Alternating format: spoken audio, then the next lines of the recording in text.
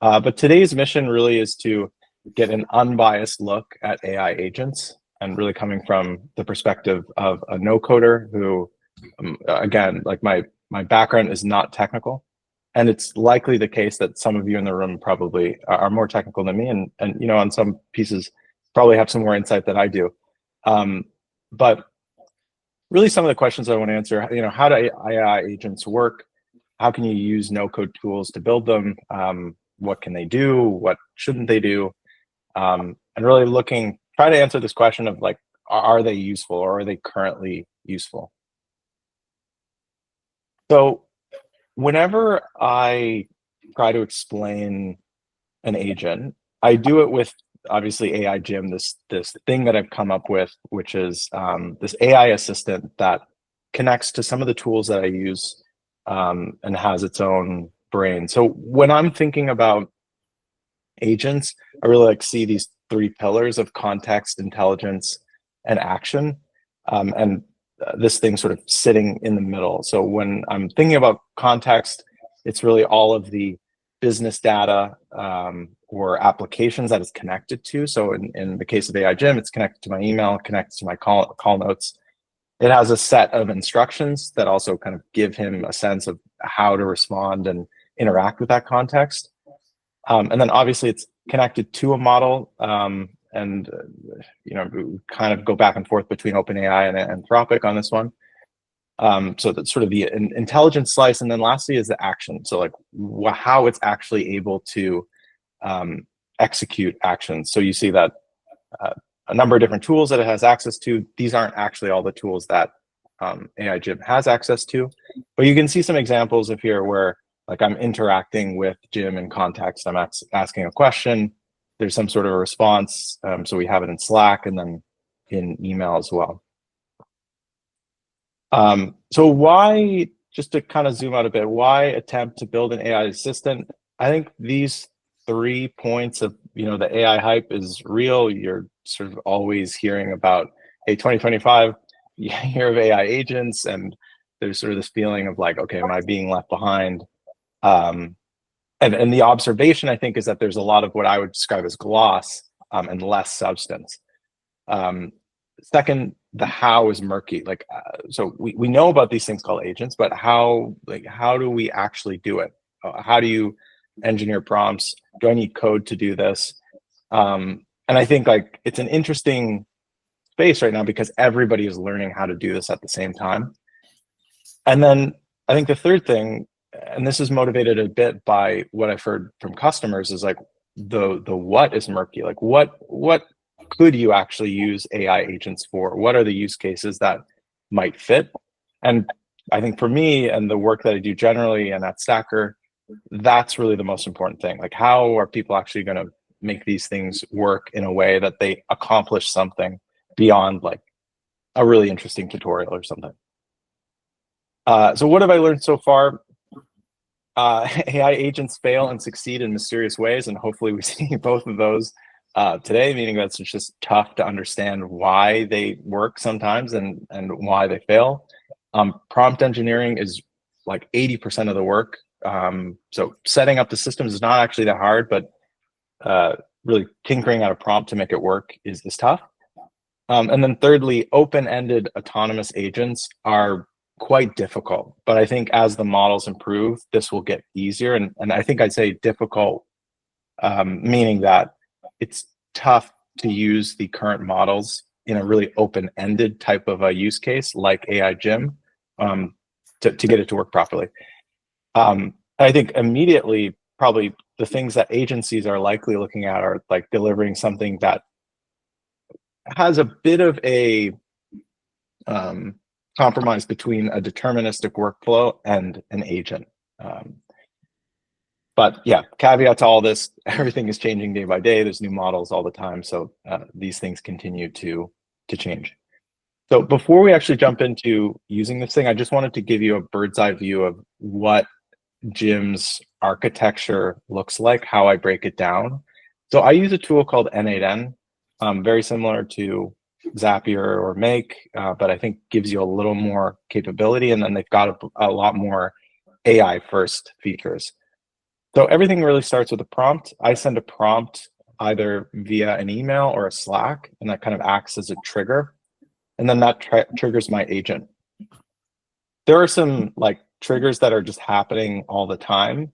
So, when I get a new email or when I have new call notes, that's being synced into what I call an AI brain, which is really like a vector store or a vector database.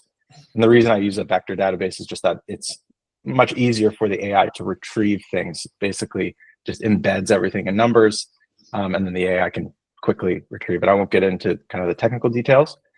But then in terms of hierarchy, there is the main agent, and the main agent's job is really just to orchestrate everything. So what orchestration means is that the agent's going to get a prompt, and then it's going to decide what sub-agent is best to take this task. And we'll take a look at what those sub-agents are. But sub-agents for me are really like domain expertise. So you might have a sub-agent that's for your email and a sub-agent that's for your calendar, for your Asana, etc. And those sub-agents have access to one or a cluster of tools. Again, this is how I've imagined this. Everybody, like, this changes day by day, but this just gives you a bit of a framework of how I'm thinking about it. And really the tools are the ways that we execute those actions. And I've got here, I sort of see tools as like, some of them are very specific, like a Swiss Army knife, like they're doing very specific flows. And then some are more open-ended, where it just has access to something. And based on the prompt, it might do one or a few different types of actions. So that, all the talking over now, and we can kind of jump into what this looks like. So I'll show you in N8N, where I have all these workflows. So just to put on some filters, so we can look at our triggers. So we've got like our Slack and our Gmail trigger, just to show you an example of that. Liam, do you mind zooming in ever so slightly? Just because it's a bit yeah. Yeah, thank you. Cheers. Yeah, is that better? Function F11 should F11. I'm scared to go and hit anything right now. Okay. The next one. Okay. Thanks, Liam. Cool. So we've got a message gets sent, and then it's going to trigger and summon Jim. So N8N is really great because you can have workflows, and then you can have sub workflows. So you can trigger other workflows within one. So this is the basic structure that I've got for these triggers. And then I have the same thing with Gmail. So I get an unread email, I'm sending it to Jim, who actually has its own email. So his email is jim@gmail.com or something like that. And when it receives an email, it's going to go through all these steps. And dependent on whether it finds what it's looking for, it's then going to prompt Jim to do something. So those are the triggers that I'm using. And then I'll show you the actual agent itself. So if we get rid of this trigger, we go to the agent. Here's AI Jim. And this kind of gives you a good bird's eye view of what it's connected to. So obviously it's connected to a model. Right now it's connected to Anthropic. And then it's connected to our 4 sub-agents. And all of these sub-agents are the kind of the domain experts that have access to different tools. So we've got an email agent, calendar agent, Asana agent, and then a proposal agent, which can generate proposals. So let me show you an example of a sub-agent, and then we can kind of like play around with it and see what happens. So I'm going to go into a sub-agent, and we'll just show you the email agent, for example. So it's got some things it can do. It can create emails. It can retrieve emails. So this is actually connected to a database. It can get emails, and this is just in Gmail, get labels, update emails. And each of these sub-agents, the agent included, they all have their own prompt. So here we've got the user prompt, which is really like what's coming from the user. So the context, like this is a prompt from the manager. And then we have some extra structured data that agent can respond to. And then they all have a system prompt. And the system prompt is just like the overview of its role, all of the tools that it has available and what they do. and then some rules about like, how do you use these tools? How should I not use these tools? If there's any sequences about the tools, and then some examples help, and final reminder. So I always put today's date, because if you don't put today's date, it just won't know it's today's date, and it will sometimes kind of give just random dates when it's working. So what I thought we could do is just play around with this and try and send some prompts. So I'm going to jump into, we'll start in Slack. I'll try and zoom in so you guys can see this better. So before getting on this, I just created kind of some fictitious meeting notes and put those in the brain. So I'm just going to ask, like, yeah, Jim, hey, can you summarize my meeting with, and we'll just say like Michael at Midwest Lumber. These are not real. So this is now going to trigger that we set up. I have to @reply AI Jim in order for it to actually recognize it. You can kind of configure this however you want. But what's happening is that prompt's then getting sent to the agent, and then the agent is trying to decide, like, okay, which sub agent could I use to actually do this? So let's see if it actually did something. So cool. So it looks like it's gotten that meeting summary, all that information there, which looks great. Let's actually jump into the workflow itself. And what's great about N8N is you can see all the executions and see what it actually did. So like we can see here, it retrieved the call notes using a tool and then just responded to me. So if I click on here, I can actually see the logs of it. So it's the prompt. We can see what it's put into the tool to query. So it said Michael Midwest Lumber, and then that tool has responded with the actual call notes. And then I find this really cool. You can actually see like the model reasoning about it. It's like, now that I have that information, like I'll provide the summary. And then this is a tool that it uses to just respond to me. Let's try to do some other stuff. So I noticed like there's some next steps. And hopefully we can get this thing to just like really fail. Let's say, hey, at AI Jim, can you look at my meeting with Michael at Midwest and create tasks based on the notes? So I think the hope here would be that the AI would read the notes and then find out, like, based on these next steps, which, you know, these are all pretend, create tasks in Asana. Let's jump back. We should be able to see. So we can see that that's running.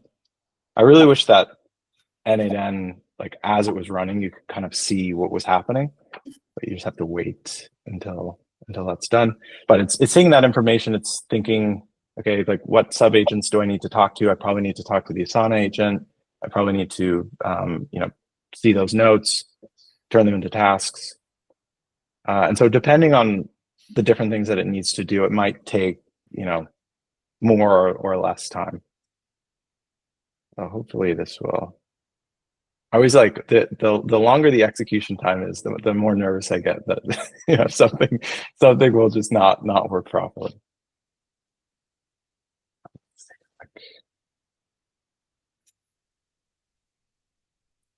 Okay, so that's finished up. Let's jump back to Slack. It's responded to us. So yeah, it reviewed the meeting notes, created some tasks. So it's given me all the tasks that it's created in Asana, and then I could probably click into these to actually see the tasks. Okay, like these look fine. And it's even created a project, which is great because it has access to that. So let's take a look at that execution and just walk through, sort of see the logs again. So again, it's just kind of grab the notes again. And I think you could probably make this more efficient where it would just use its memory to get that information. And then based on the notes, it's created a query for the Asana task agent. And then the Asana task agent has done a bunch of stuff. So we could go to that actual agent and see what happened there as well. If I go here, we can see it created a project, which is cool. This order tracking portal, it's given it a description. It's then been like, okay, let's create the tasks. So threw all the tasks in there, and then the app responded with all of the tasks that were created. So yeah, I mean that worked, which is great. Let's take a look. Let's do something more like personal. So I always have the intention to meditate, but I just never do because I just always forget. So let's just say, hey, AI Jim, can you schedule a meditation, let's say 15-minute meditation sessions every work day next week. Please make sure they are between 9 a.m. and 5 p.m. And make sure they aren't overlapping with any other meetings. So let's see what happens with this one. So this one, I wanted to first check my schedule to figure out like what the availability is, and then have it put these sessions in the right place dependent on the availability. So it will, hopefully what it will do is take that query, create a query for the calendar agent, which has the like access to all of the tools related to the calendar. And then that agent should then hopefully create this stuff, but like you never know. So let's take a look. This is probably executing. So it's just still running. Okay, so that's run. We can see it hit the calendar agent. We'll see what it said. So it does require a booking. It's is a personal booking. And it created this prompt. So like schedule 15-minute meditation sessions every workday, Monday to Friday next week.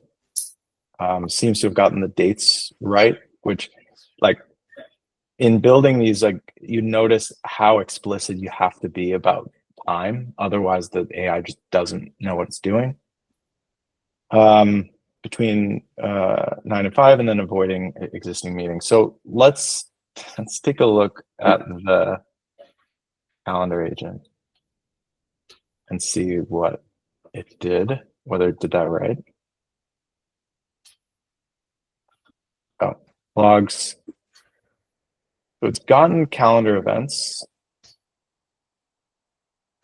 And then I use a tool called cal.com, and it looks like it's for every day it's looking for available slots, which is an interesting strategy. And these are the sorts of things where it's like, I don't actually know why it did this and why it didn't just like query, you know, from Monday to Friday and then get all the slots. It instead just did it individually. Like these are some of the mysterious things where it's like, I don't know why it's making these types of decisions. And then it looks like it's scheduled some stuff. So let's look and see whether it actually did that right. So I can see we've got meditation here. These all seem to be free. Cool. So it seemed to do that right, which is great. I think what we can do, I'll just sort of like, does anybody have some sort of question they want to, like, let's try and break AI Jim, I think is the thing we should try to do. So just to explain kind of what he's got access to. Email, he can kind of pull emails and create drafts, can see my calendar, can create projects and create tasks in Asana, can create proposals. Actually, let's do that first. You can see how I'm really just doing this on the fly. So I want to say at AI Jim, can you create a proposal based on my meeting with Michael at Midwest Lumber? And we'll take a look at this proposal thing. And then happy to just kind of sort of take requests on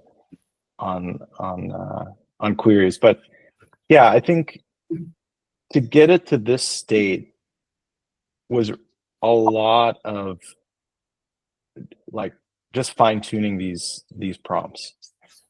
So I kind of put a prompt in, take something out, put something back, test. There's a lot of weird things that I didn't expect, like just, making sure it has the date, like making sure you have examples tend to help.